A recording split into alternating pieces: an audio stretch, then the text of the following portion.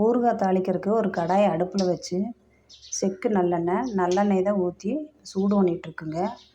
நல்லெண்ணெயில் ஊறுகாய் செஞ்சால் தான் டேஸ்ட் ரொம்ப சுவையாக இருக்குது. எண்ணெய் நல்லா கொதிச்சிருச்சுங்க. கொதி வந்ததுன்னு கடுகு கொஞ்சமாக வெந்தயம் போட்டு வறுத்து பொடி பண்ணி வச்சுருக்கிறேன். அதை நல்லா கொஞ்சம் எண்ணெய் ஊற்றி கொஞ்சம் வறுத்து எடுத்துகிட்டு அது கூடவே நெல்லிக்காய் போட்டுக்கலாங்க. நெல்லிக்காய் வந்து கலர் கொஞ்சம் மாறுற மாதிரி தான் இருக்குது. அது ஏன் அப்படி இருக்குன்னா 2 நாளாக உப்பில் ஊற வச்சுங்க.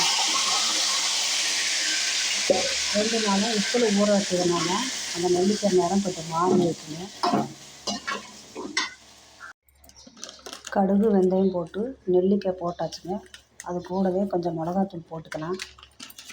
மிளகாத்தூள் போட்டு கொஞ்சமாக பெருங்காயத்தூள் போட்டுக்கலாம்.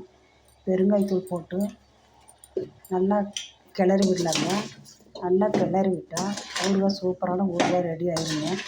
அது ஊறுகாய் செஞ்சதே சாப்பிட்டா நல்லா இருக்காதுங்க. ஒரு 2 நாள் இருந்து சாப்பிட்டா தான் ஊறுகாய் ரொம்ப டேஸ்ட்டாகவே இருக்குது. அந்த ஊறுகாய் வந்து நம்ம தயிர் சாப்பாடு சாப்பிடும்போது இந்த ஊறுகாய் வச்சு சாப்பிட்டிங்கன்னா இன்னும் டேஸ்ட்டு அட்டகாசம் இருக்குங்க. பாருங்கள் எவ்வளோ அழகாக இருக்கான்னு பாருங்கள். பார்க்க இப்போவே சாப்பிட்லான்னு இருக்குது. நீங்களும் நெல்லிக்காய் ஊறுகாய் ஒரு நாள் ட்ரை பண்ணி பாருங்கள். ஊறுகாய் பாருங்கள் நல்லா அட்டகாசமான சுவையான ஊறுகாய் ரெடி ஆயிடுச்சுங்க.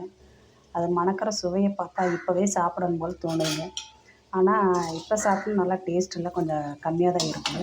2 நாள் பழசாகி சாப்பிட்டா தான் இந்த ஊறுகாய் டேஸ்ட்டு தனி டேஸ்ட்டுங்க. தயிர் சாப்பாட்டோடு அந்த ஊறுகாய் வச்சு சாப்பிட்டு பாருங்கள். அது தனி டேஸ்ட்டுங்க.